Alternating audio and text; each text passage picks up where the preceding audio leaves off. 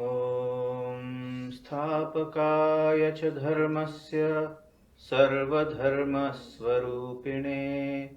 अवतारवरिष्ठाय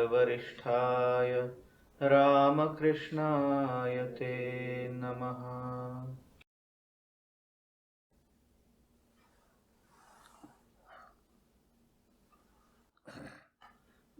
Dear friends, we have been studying the third chapter of the Bhagavad Gita for a pretty long time, and it is a revision of the Gita. We have already completed study up to the 7th chapter. Because of a break, I thought we'll start from the starting point, beginning few months ago. Now, why is it, let me defend myself, why is it that I am concentrating so much of time on the study of this third chapter? Because the second chapter was equally important when Sri Krishna taught Arjuna by sheer intense rational analysis how you can find out what is your true original nature. Jnana Marga, Sadhana Marga, whatever it is said.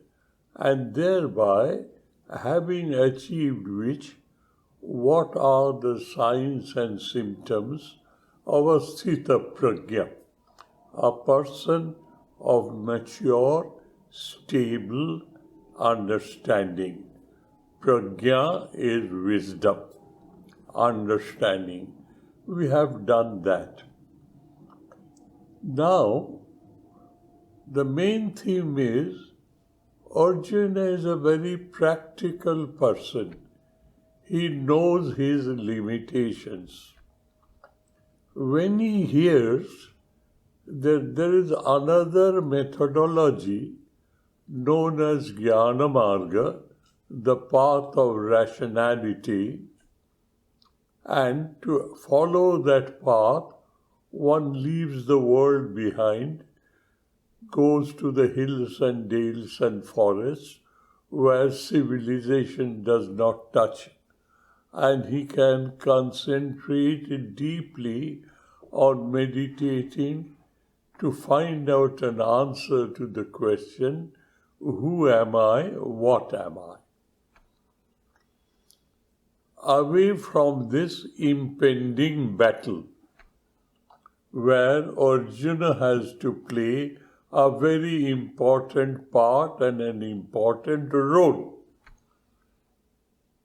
Though the third chapter starts by saying, Sir, may I ask you a very pertinent question, if you don't misunderstand me, and if you could kindly excuse me? What was it? That look, you say Jnana Marga, Sthita Prajna Lakshana is an ideal of human life. If that is so, then why are you forcing me to fight this battle? I can now just withdraw and go to the hills and the dales and the forest and spend my life in the meditative pursuit of the reality, my true original nature. Why are you forcing me? It's very natural, because an onslaught battle where he has to kill his great-grandfather, his teachers, his acharyas, his friends, his nears and dears, both physically and emotionally related. Then only he will be able to conquer this, win this battle, win this war, and establish the empire known as Aryavarta. So he is but within his rights to say, but he does not know to lead to that life, there is certain necessary preparation and preconditions. He doesn't know that. He is only choosing between the horrible nature of warfare and the so-called easy nature of finding out his soul through meditative process away from it all. He doesn't know that is no less a battle with himself. He doesn't know that. So Sri Krishna slowly and slowly in this chapter of Karma Yoga places before him and through him to all of us what is Karma Yoga and how it is in the present age. It was necessary, indispensable in the age when Sri Krishna recited the Gita, and then a few thousand years have passed. It is more relevant than it was at that time. Neither Arjuna knew it, nor do we know it.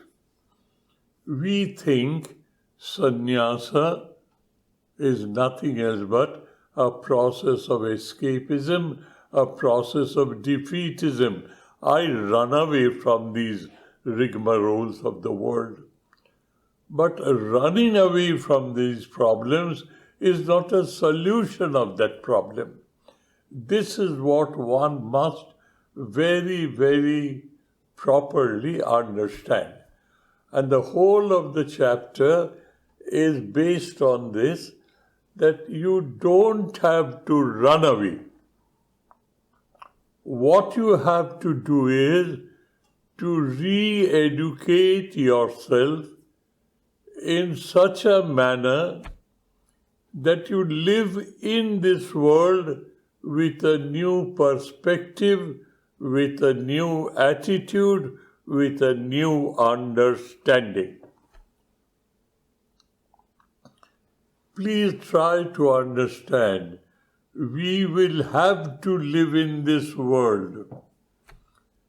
Running away from this world is not advisable. Not advisable, it is reprehensible. One should not accept a defeatism or accept escapism. So what is the solution? Sri Krishna teaches you the solution lies in educating yourself, which you have not. You have on the surface read about sannyas, read about kriya, karma, yaga, yajna, etc., etc. You think you have understood everything. You better educate yourself and try to see things in a proper and a correct perspective.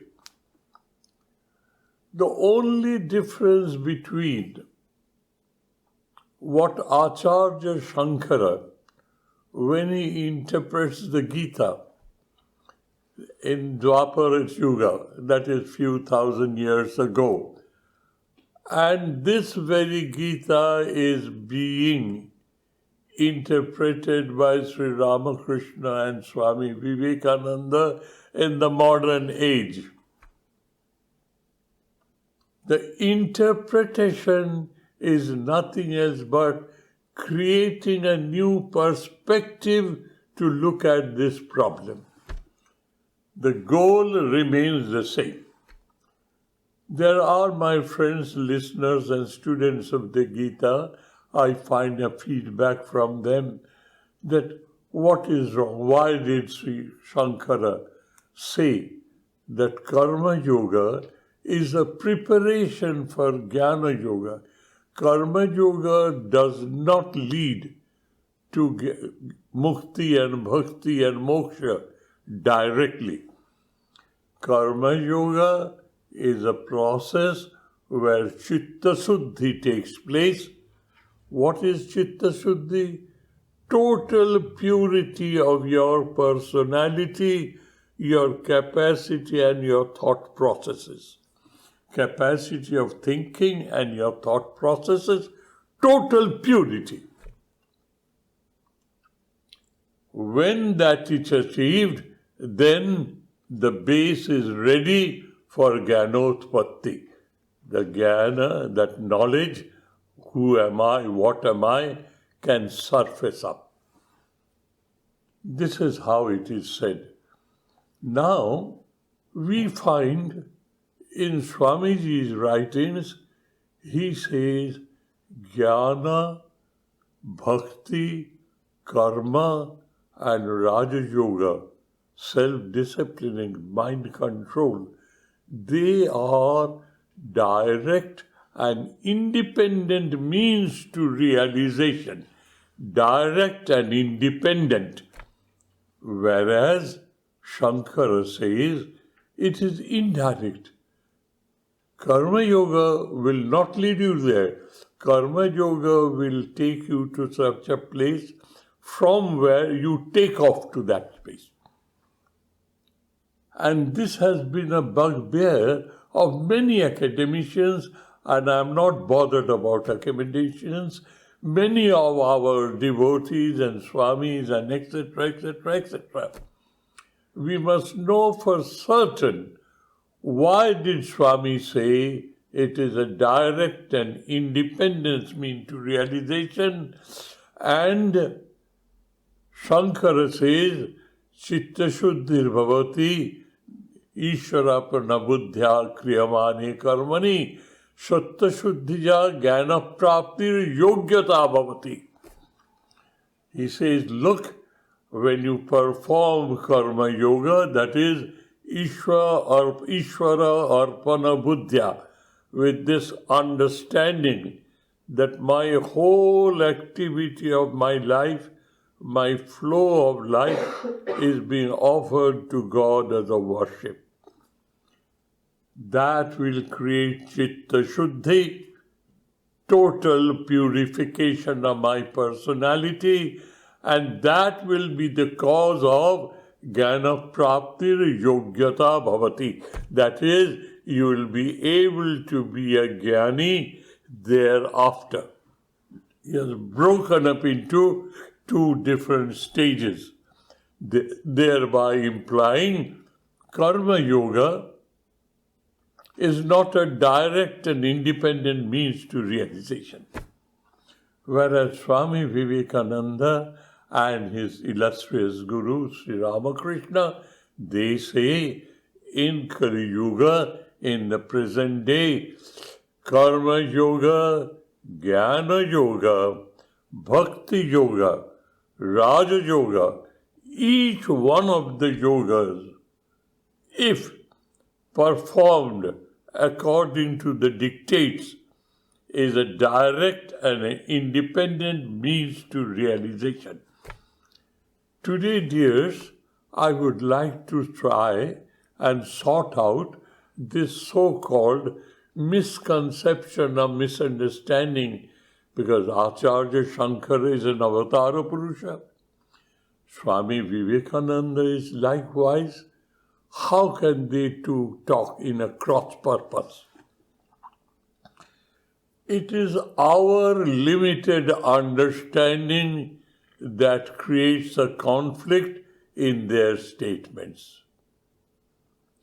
The way they are explaining, that explanation is the cause of misunderstanding or misconception.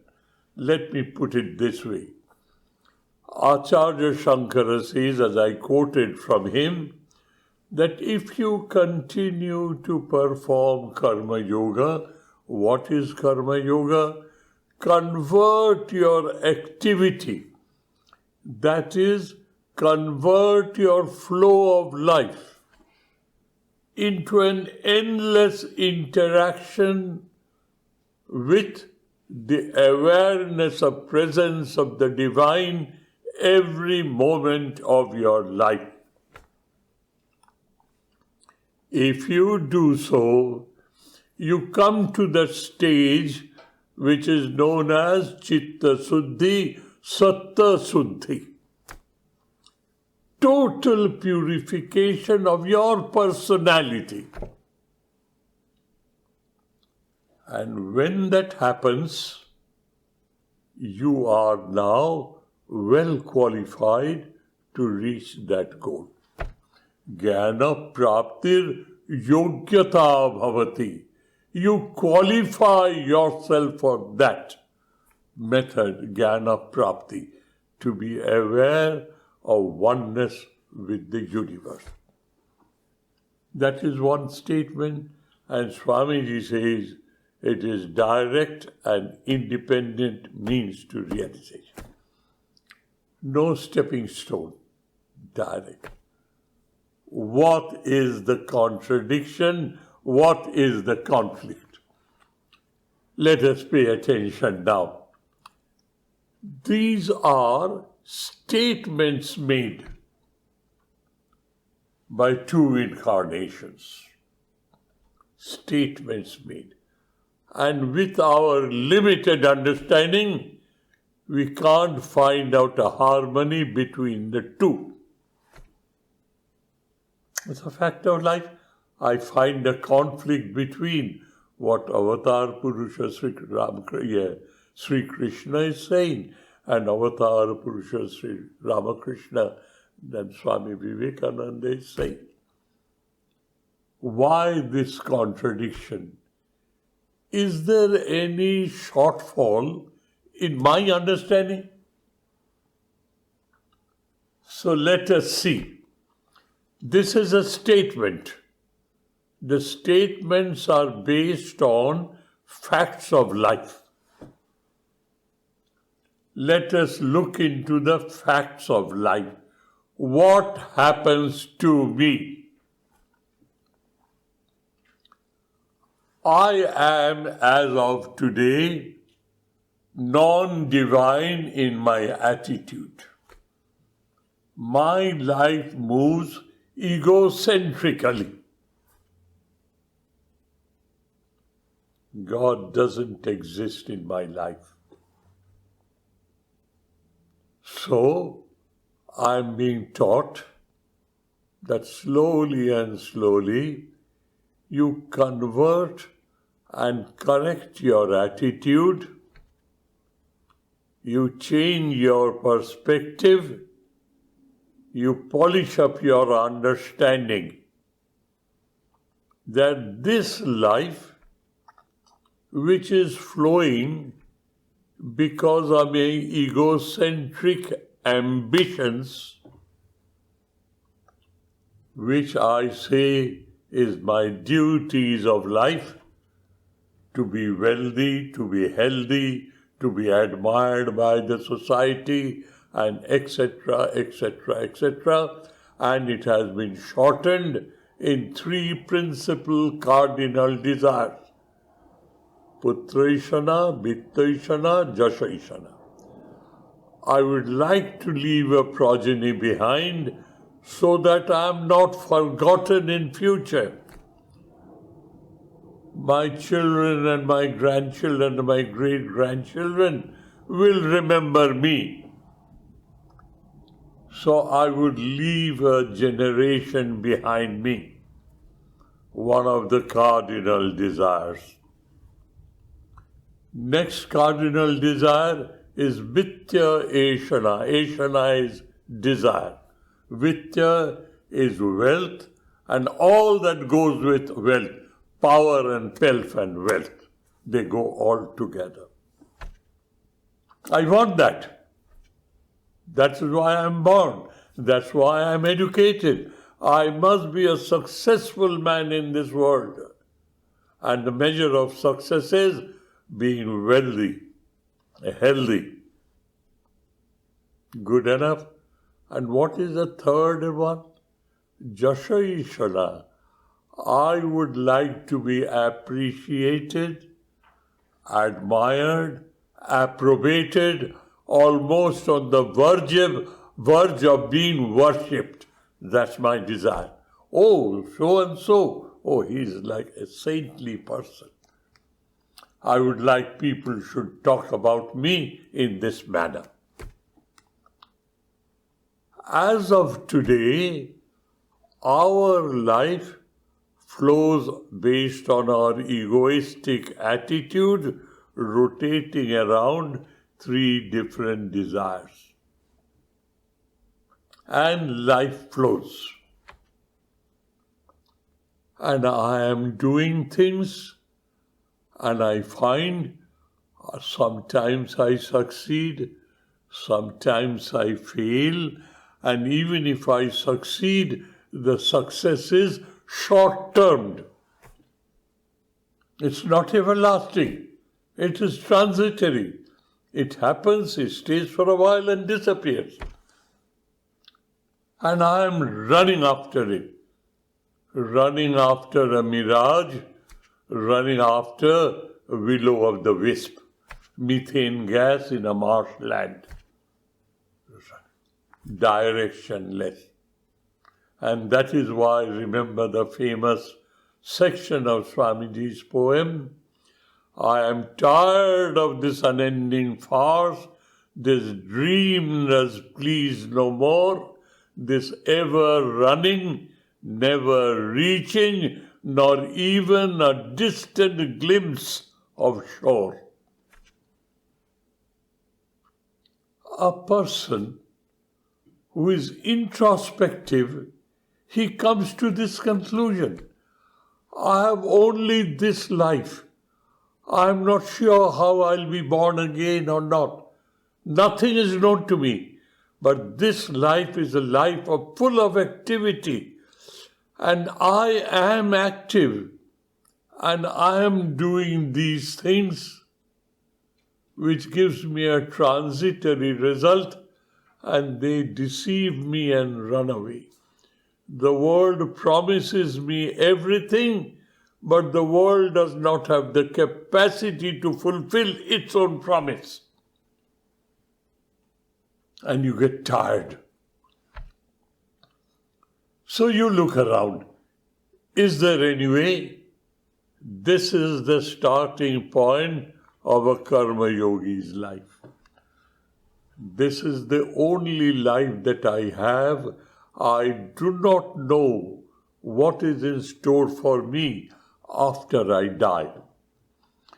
Why don't I make use of this life to achieve something which is eternal in nature, which is not transitory, having achieved which nothing else remains to be achieved. I have achieved my goal of life. What is that goal of life? The answer to this pertinent question, who am I? What am I? What is this world? What is my relations with this world? And if there is a creator, it must be a creator because it's a created universe. What is the relationship between me and my creator and the creator of the world? Because I am a part and parcel of the world. Karma Yoga starts here. To cut a long story short now, I have now been exposed to Karma Yoga. And it is a tug of war between remembering and forgetting. My past force of habit forces me to forget, and my new education, new process of learning, my present day experience forces me to remember, to live in God, with God, for the sake of serving God's children, and that too by the blessings of God. Nothing but God in my life. So, willfully, Raja Yoga, total control on my mind. I continue to remember my interaction with the divine. I've given you an example many a times. I'll just remind you, won't go to the detail. Sugar crystals in water. This awareness of presence of the divine is like the sugar crystal in water. The crystals disappear, but the water becomes sweet. Slowly and slowly, this egocentricity, which has a hold on me, gradually and gradually loses its hold, and divine-centrically, which I am willfully, determinately, uninterruptibly practicing, force of habit of thinking God is eroding the force of habit of being without God. Water is being saturated, the personality is slowly and slowly being divinized. Maybe 1% solution, 2% solution, 3%, but more you do an effort with your control of your mind, Raja Yoga, with your conviction this whole world is a manifestation of the divine. And whatever I do, I in reality am interacting with the manifestation of the divine. So what is happening? The force of habit of non-divine attitude is being slowly and slowly eroded by constantly developing the habit of remembering God. Now what happened at the point of saturation? What is the point of saturation? There is no space left in water to absorb anything further. Our chitta, our mind stuff, our being, our personality is what is known in Sanskrit, in our scriptures, chitta. It is now muddy, opaque, turbid, dirty because of all the three ashanas and all egocentric activity.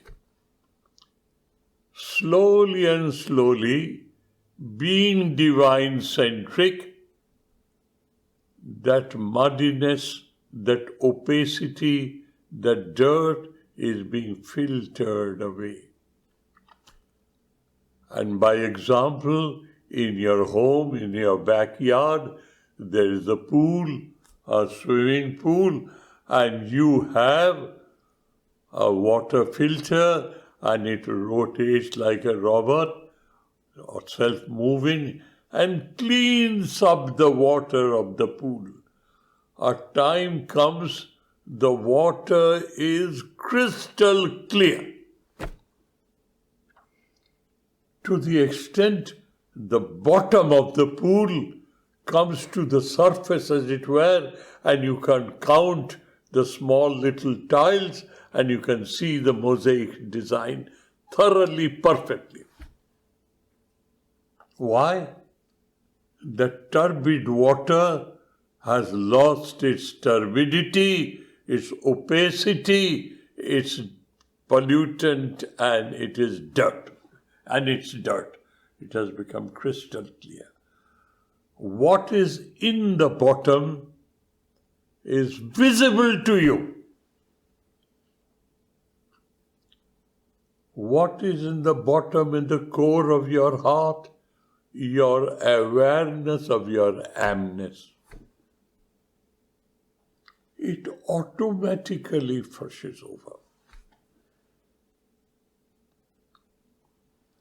To say this happens first and that happens thereafter, a world of accident can happen in between.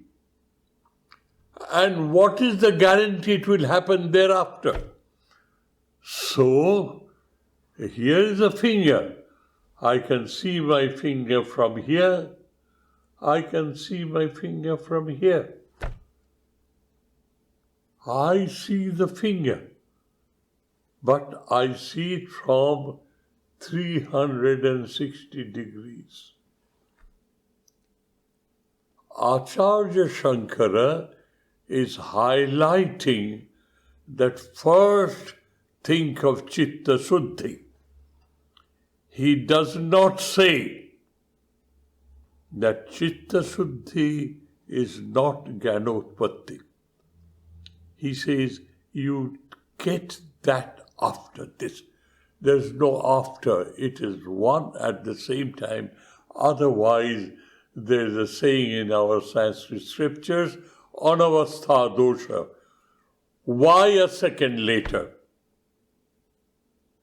It has to be immediate. So Shankara is trying to divide the progress of your activity. And he says, this happens, and because of this, that happens.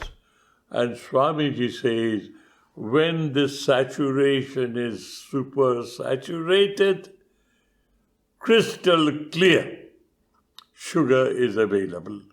It will not melt again. The water remains saturated and sugar crystals are available to you, which does not ever melt. Jnani, Ajnani, Jnani, Vijnani. Ajnana, I do not know, I'm egocentric. Jnana, I now know. And Vijnana is, it has been crystallized in me. It will never shake. Karma Yoga starts from A, ends at Z, and Acharya Shankara to explain the importance of Karma Yoga. Without this, that doesn't happen. Without purification of your Chitta, Chitta Suddhi, Satta Suddhi, the bottom of the lake will not come to your vision if the water is opaque. As soon as that opacity is destroyed, it is immediately available to you. Swamiji says, direct and independent. There is no halfway going here to there. It is a direct and independent means to realization. It is only to emphasize to the performer, to the student, to the doer. Shankara emphasizes, Arjuna, don't run away. Learn the art of Karma Yoga and convert your life into a Karma Yogi. And you will param apnoti purushaha. Let me quote that shloka to you. Tasmat, please underline this shloka number 19. This is the conclusion of all arguments that Sri Krishna has placed before you for the first 18 shlokas. Tasmat means therefore, QED in geometric theorems. Tasmat, asakta satatam karjam karma samacharaha. It's a dictate. There's no two opinion. There's no other way. This is the way. What is it? Asaktam satatam karjam karma samachara. These few words. Asaktam, without any attachment, without any expectation. Satatam, continuously without any let, break or hindrance. Karjam karma, duties of life. Don't run away from your duties of life. Karyam karma means the work which encircles all the sense of duty.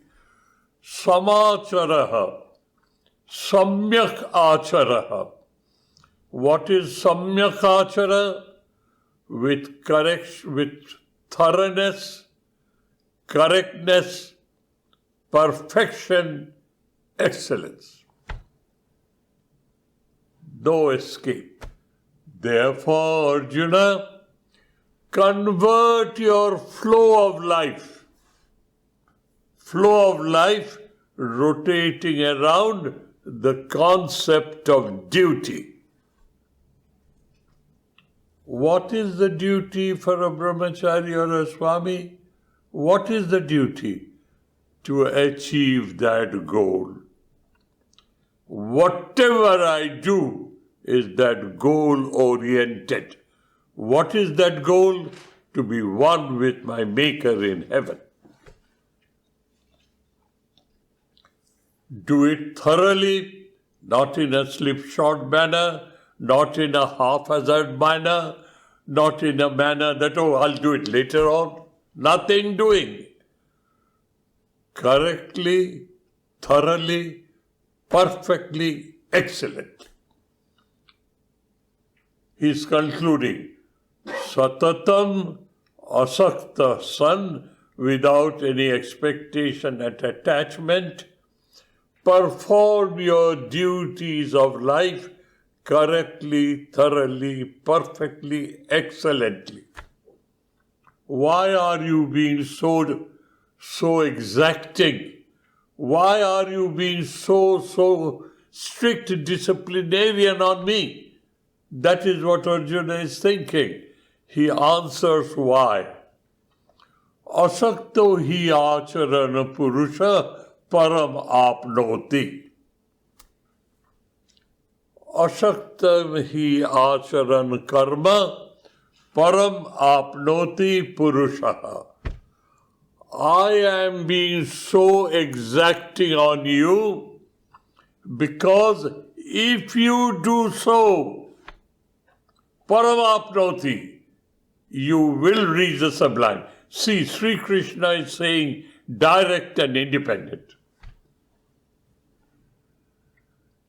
Acharya is highlighting the procedure by giving an extra additional importance to Karma Yoga.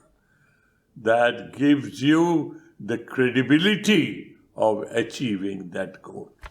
Whereas Sri Krishna is saying, Tasmat asaktaha satatam karjam karma samachara samyak achara. Not only achara. Achara means to perform. Samachara, samyak achara means perform with an attitude of correctness, thoroughness, perfection, excellence. If you do so, asakta hi acharan karma, if you can master this art by creating a habit, repeated, making mistakes, try again. Mistakes are pillars of life. These are the adages, the proverbs. Make 1,000 mistakes, but correct yourself in 1,001 times. Asakta hi acharan karma param apnoti purusha. That purusha, that human being, he achieves param apnoti. Apnoti means prapnoti. Prapnoti means abhinnataya gacchati. That is, there is no separateness between me and my God. Because there is no space left in me. I am totally saturated with the divine. There is no space left in me for anything else. Totally saturated, if not super saturated. So this is the difference, dear, is the difference in our understanding. Only in one, this process is being highlighted, and the other one, the goal is being highlighted. That is the difference. So don't bother about so-called academic difference between what Shankara says and what Swami says. To conclude, there's another excellence of Karma Yoga, which is to be found in Swamiji's writings, but I heard it from Madhavananda ji, our past president, our general secretary. He was a true example of a Karma Yogi as well as a realized soul. He achieved that by balancing meditative process with Karma Yoga. Without meditation, you can't be a Karma Yogi because your mind has to be constantly aware of presence of the divine. The mind being constantly aware of something is the process known as meditation. Madhavananda ji explained to me when I went to him with this question, Sir, Shankara says this, Swamiji says this. Why this contradiction? He says the contradiction is in your brain. You have not understood it properly. And he explained to me what I am trying to explain to you now. The next step. Look at a human being in a holistic manner, in a wholesome manner. As far as our faculties are concerned, perceptual observation, conceptual knowledge, intuitional experience. 3 different stages. That is there. But now listen. We say we are rational. That is the faculty of intellect is active in us. A. B. We are also emotional. We love each other. We sympathize, we empathize, we care for each other. You don't say you don't have that heart. The quality of heart, the quality of head. Rationality and emotionality. Third is, you have an indomitable willpower. Whether you have learned to use it or not, and you go into fits of depression, that is something else. But if you will it, you do. I will to be this. Come what may, I will be trying to do it. Willpower is a part and parcel of human personality. And ingenuity. Kartum akartum annatha kartum ba shakyam. What does it mean, dears? Kartum. I tell you, dear, do it this way. You listen. You say, sir, this is not the right way of doing it. Please give me the freedom of doing it my own way, but it will be done. What you want will be done, but don't say how to do it. Let me do it my way. That's an inherent freedom of an intelligent human being. That is known as kartum. Yes, sir, what you say, I will do it. Kartum. Akartum. No, sir, I'll not do it. Annatha kartum. I will get it done, sir, but I'll get it done in my own way. This is a faculty, a quality of human personality. Now, dear, let us see Jnana Yoga, Bhakti Yoga, Raja Yoga, Karma Yoga. How they stand with each other. Jnana Yoga is absolute intellectual.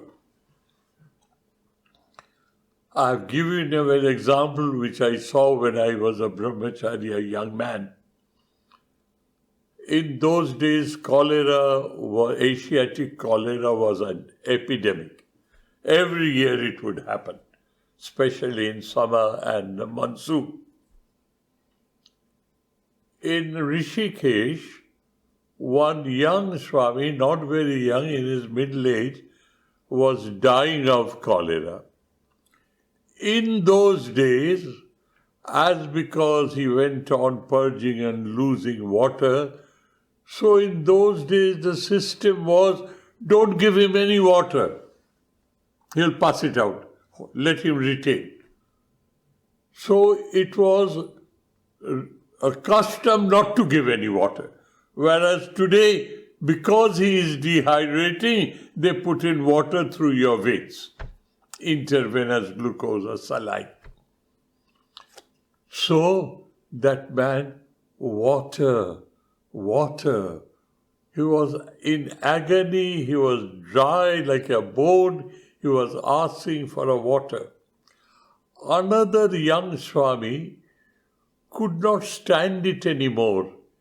He got an earthen bowl, had water and kept it in front of him.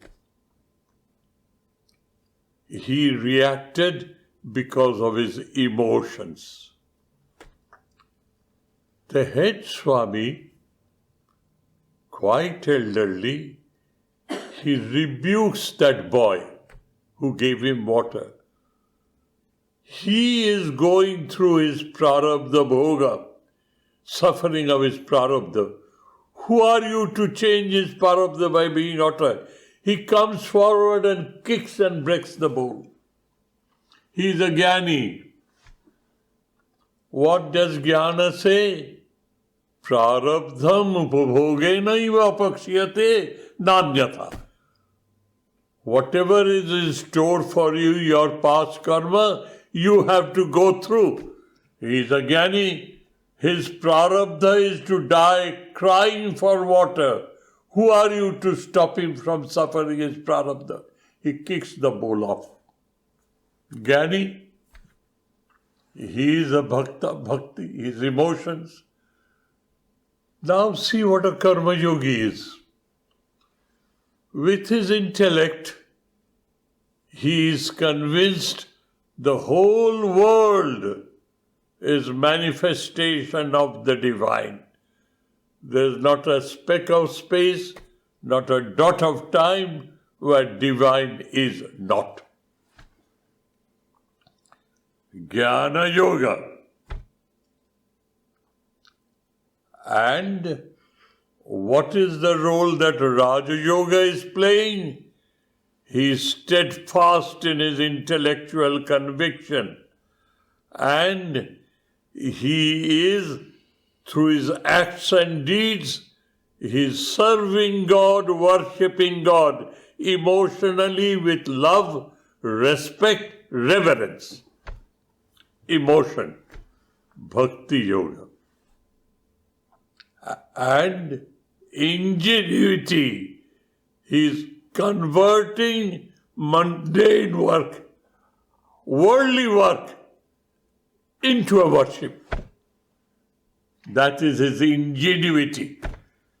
So, rationality, emotionality, ingenuity, and indomitable willpower, 4 blends together to make you a karma yogi, and your personality in a wholesome manner integrates all the 4 aspects, and you are a perfect specimen of a human being. You don't grow tangentially like a jnani without any heart.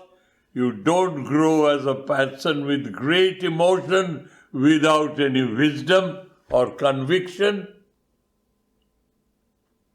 You don't grow with your concentration, concentrate on other things of the world, but concentrated on seeing God everywhere. Of the 4 yogis, dear, all other 3, they grow tangentially. All the four aspects of your personality is not blended into an integrated whole. It is Karma Yogi which makes you a perfect specimen of a human being with intellect, with emotion, with ingenuity, and with willpower. This is how I conclude the study of the 19th shloka. Tasmat asakta satatam karyam karma samachara. Is very, very, very simple language. Therefore, my dear, without any expectation, without any attachment, continuously convert your performance of duty or convert your flow of life in a perfect manner, at an attitude of thoroughness, correctness, perfection, and excellence. If you do so, and if you continue to do so, perform that way, you will reach the sublime goal. It is not reaching, you be and become one with your goal. Abhinnataya prapyate. The sense of separateness between me and my God totally disappears. I become one with Him. With this, dear, I will not go back again. Now Sri Krishna is saying that I have tried to convince you with arguments and examples and etc., etc., etc. Now I am going to quote examples for you. First he starts examples from history. Janaka, Rajarshi Janaka, Rajarshi Ashwapati, Rajarshi Ashwaghosha, and etc., etc., etc. Our scriptures are full of those. They were emperors, rajas, but they were rishis. That is why they were called Rajarshi Janaka. He gives an example from history. And then he goes ahead and forward. He makes himself an example. Krishnastu Bhagavan Swayam. Krishna is an incarnation. And he says, look, I am the creator, I am the preserver, I am the destroyer of this universe. Now, dear, when you say destroyer, don't think of annihilation. It goes into nothingness. No. Destroyer here means every change, every minute it is changing. The previous one is destroyed by the present one. The present one is destroyed by the future one. Momentary existence, that is what destruction is. And he manages that. He says, now look at me, Arjuna. If I stop working to run this show, what will happen to this world? Could you imagine that? It is I who work, it is I who set an example, and it is I, evam pravartitam chakram, nanuvartanti yaja. He has said it before. I have put this cycle on a roll. It goes on rolling. If you don't follow this, your life is absolutely worthless and useless. You follow this and convert this activity into a worship, and you'll reach the supreme goal. That is how he makes himself an example. And then he goes forward again. It's a new subject matter that he will take. Thank you, dears. Thank you ever so much. My dears, I crave your indulgence to be absent for the 2 following Sundays. I'll be back on the 3rd Sunday the 23rd of May. These 2 Sundays, dears, I will request you to revise and hear all that you have heard before. It is kept in the YouTube. Please download it and continue to keep this culture alive.